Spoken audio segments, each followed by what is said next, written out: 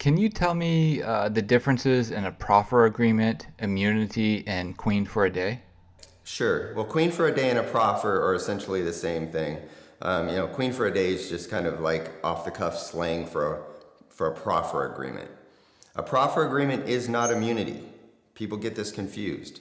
There's no immunity in a proffer agreement. All a proffer agreement is that information that you provide that is self-incriminating cannot be used against you. It's like, it's a constitutional right against self-incrimination. So we offer this certain times, during law enforcement investigations. We'll say, listen, if you'll sit down and answer our questions and be honest about responding to our questions, we won't use your information against you. We'll use your information to prosecute other people. And if other people provide information that we can use against you, we most certainly will. We just won't use your own self-incriminating statements against you. That's a proffer agreement. And that gives people the liberty to go and talk about their criminal behavior without the fear of turning around and having that used against them. Because then they wouldn't cooperate with law enforcement under most circumstances. What do they have to gain? Well, in Keefe D's situation, he had a lot to gain because he was looking at trying to mitigate these drug charges that we'd built against him. So him and his attorney and the U.S. attorney all agreed to do this proffer agreement. And immunity is completely different. Immunity is where you cannot prosecute somebody. You've given somebody an agreement and you can't prosecute them regardless of what evidence you build against them. Immunity is different. Immunity means you can't prosecute them. A proffer session means we can't use your statements, but we can still prosecute you if we get other information that is of such quality that we can, file charges. Make sense? One's still prosecutable, one's not. Gotcha. Okay, so if there's somebody like in Keefe D's position, um, if he has any of these agreements, is there any time that he can talk about the stuff that he discussed with you guys without getting in trouble? No, when he goes outside of that agreement, that information is all there to be used, should a prosecutor choose to do so. So when he's gone outside of this law enforcement environment where he has been given this agreement, everything else is up for grabs. So everything that he's said in books or on YouTube channels or on multiple interviews, that's all information that can absolutely be used against him and should. They just can't use our original investigation where we sat down and recorded his conversation. We can't use that.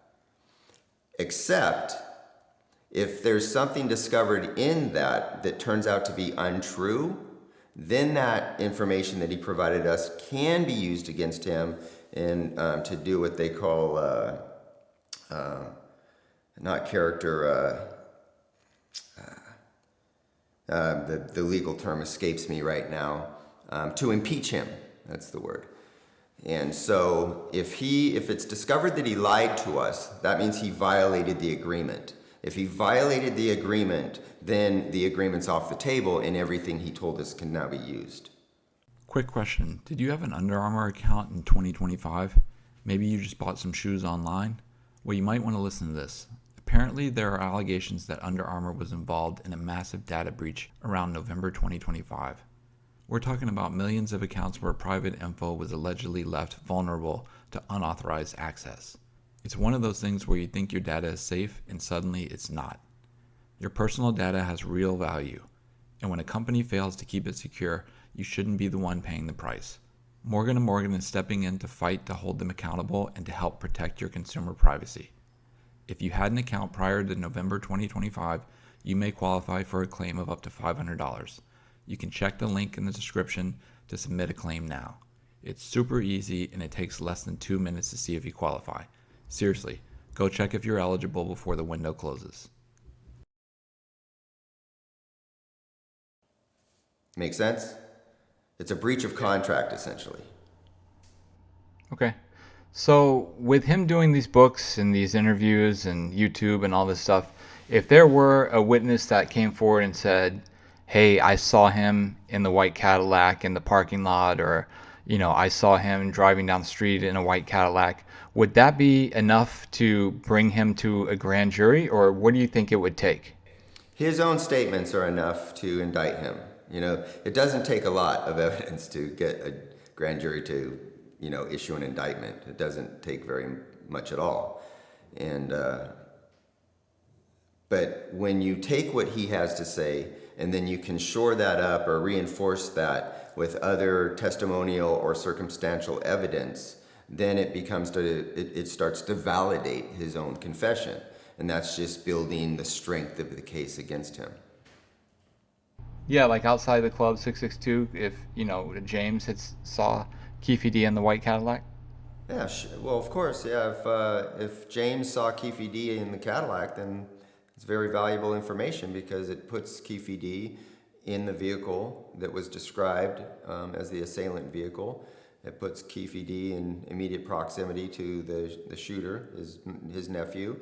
It corroborates Keefe D's own statements about going to Club 662 and then leaving and then shooting Tupac shortly thereafter. So if you have an eyewitness that is corroborating the confession, that just further, corroborates the confession.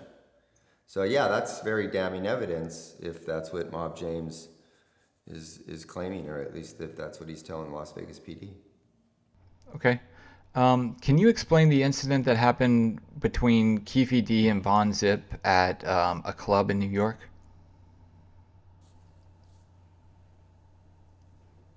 Are you talking about when we took Keefe D out to New York in order to further our investigation? Correct. Took him to yeah. So Von Zip had a club out there called the Zip Code in Harlem. And we wanted to reunite Keefe D and Zip with the hopes of Keefe D being able to elicit self-incriminating statements from Zip.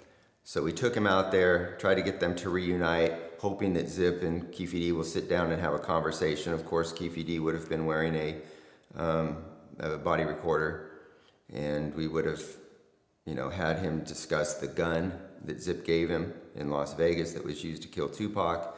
We would have had them discuss the relationship with Puffy. We would have had them discuss any transactions of funds that were used as a result of the solicitation for Tupac's murder. So those were the things that we were hoping to accomplish by utilizing Keefe D as an informant. So that was the strategy, but it didn't come to fruition. Zip had cancer, and I think he smelled a rat. I think he probably understood, what's this guy showing up out of nowhere? Why does he want to talk about this old situation? So I think, Zip was from the streets, and he'd probably been around enough informants in his life to give him a little bit of consternation about, sitting down and having a heart-to-heart with Keefe D. Gotcha. Okay. So did Keefe D actually try to go to the club and talk to Von Zip? And if he did, was he already kind of wired for sound at that point? During the initial meeting, we just wanted them to see each other, greet each other, and then, make it look as organic and natural as possible. We couldn't have Keefe D just showing up and going, "Hey dude, got a few minutes? I want to talk about Tupac's murder," right? We had to do it in a very natural way. So we initially just said, "Hey, just go in there. Hopefully, hopefully he's there, and you can just say you're in town. You'd like to get together. Just checking in. Maybe even offer to say, I've still got my drug trafficking situation back in LA. If you need anything, we can resurrect our drug relationship." So that was the approach, the idea behind it all. So when we initially sent him, we didn't want him to have a wire because we didn't know what that environment might be. If they are suspect of him or, concerned, you never know if they're going to start patting him down, something like that, and then the jig would be up. So we just said we'd build this slowly, initially just go meet with them, and then see if you can establish an ongoing relationship with him, and then we'll start slowly building it from there. But he ran into Zip. Obviously, Zip showed up at the club. Him and Keefe said, "What's up? What's up?" And then he told Keefe D, like, "Yeah, I'm kind of out of the business right now. I'm struggling with cancer, but my nephew, you can hook up with my nephew, and you guys can set some stuff up between you." So we got kind of deflected there. And we had to try to figure out how to overcome that.